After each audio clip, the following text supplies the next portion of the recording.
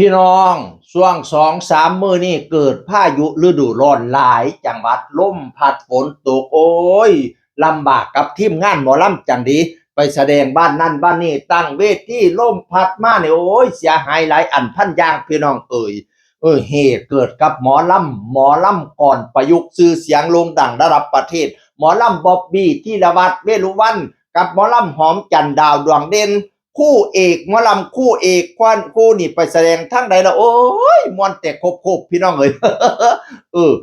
พายุเข้าเวทีเล่าพี่น้องโอ้หมอลำที่ละวัดนี่ก็หวังแต่ออกจากโรงพยาบาลนึงดีแต่พาฝีธนสูตรอันพาฝีคัตสูตรเศร้าบ่ดีเที่ยซ้ำได้ใส่แพมเพชรเพิดขึ้นเวทีว่าซั่นละวะ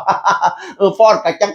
จะอยู่เจ็บก้นเจ็บหลากอยู่หวังแต่ออกโรงพยาบาลบัดนี้ไปแสดง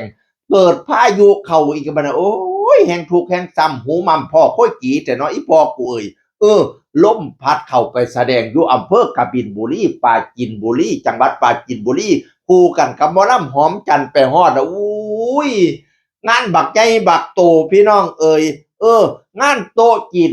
200โต๊ะเวทีนี่อลังการแสงสีเสียงประดับประดา ตอนแรกเข้าใจมีอันฮอดมองถ่ายรูปเว็บดอกมองถ่ายรูปตอนแรกเข้าใจว่าเป็นงานแต่งงาน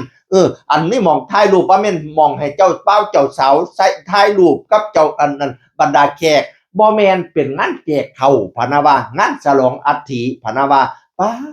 ดแล้วก็สะออดอยู่งานบักใหญ่พี่น้องพระเจ้าเก็บที่เรียบร้อยตั้งเวทีตั้งโต๊ะจีน200โต๊ะงานแจกข้าวแน่นะวิผ่านงานใหญ่คักพี่น้องทายแต่ตอนหัวค่ำบัดนี้บัดย่ำตะเวนตกดินค่ำมืดตื่นตามาบัดนี้ถ่ายรูปซะได้ว่าอันคลิปว่าพายุเข้าพัดลำโพงข้างขวาล่มลงลางงางบ่เป็นตาเอาพี่น้องอุ้ยตาลุโตนซาดให้โตกินอีหยังแหลกเอลี่เพพังละเนื้อละเนละนาดพี่น้องโอ้ยแจกมาแล้วเขาเจ้าได้เจ้าขึ้นกาเบิดเฮ็ดต่อบ่ได้ตาลิโตนชาติทั้งตัวจีนตาลิโตนชาติทั้งเจ้าภาพตาลิโตนชาติทั้งลำโพงแจงเสียงบัดซั่นละว่านั่นน่ะโอ้ยพังชั่วอันชั่วอย่างพี่น้องหมอลำหอมจันทร์ว่าไข่แน่เล่าถ่ายคลิปอยู่เทิงรถไข่แน่แต่เอารถออกมาทันคันเอารถบอกบ่ทันรถก็สิติดอยู่นั่นมันตับดินไหม้ล่ะมันลมว่าซั่นละว่าน่ะฝนตกมาพายุมาอันเจียงเสียงตั้งอยู่ดินลมๆก็โงยลงบัดนี้เนี่ยโอ้ยเสียหายหลายแสนอีเปข่อยนั่นเขาเจ้าเตรียมไว้จักล้านเมตรเทิงโตจีนเทิงอันอันจัดโตอะไรทำไมเทิงเวทีหมอลำเนาะโอ้ยเสียหายพี่น้องรู้ตนชาติให้บ่ได้แสดงซ้ำลมแรงฝนตกลมแรงจักอีหยังพังแน่ว่าซั่นหมอลำที่ลาวัดว่าบ่คือสิได้ล่ำดอกเด้อมื้อนี้เครื่องเละเทะโต๊ะจีน200โต๊ะเละน่าสงสารทุกคนว่าซั่นหมอลำหอมจันทร์แล้วว่าพี่น้องเลือดตนเจ้าภาพเลือดตนเครื่องเสียงเด้พังลงเบิดว่าซั่นหมอลำที่ลาวัดว่าพี่น้องแล้วเราก็ถ่ายคลิปชีวิตหมอลำหอมจันทร์นั่งอยู่ทึงรถฝนตกไปได้ก็บ่ได้พี่น้อง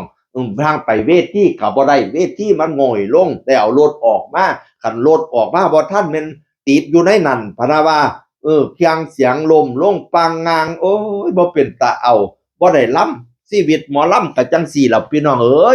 ลำบากจังตัวเฮาไปเห็นตั้งแต่เพิ่นแต่งองค์ทรงเกียงเทิงเวทีใส่ชุดเพชรเหลี่ยมญาติๆปานเทพบุตรเทพดานางฟ้านางสวรรค์เบื้องหลังเขาเจ้าลำบากคือหยังนี่ดีเห็นบ่ฝนตกฝนลงพายุมานั่นน่ะโ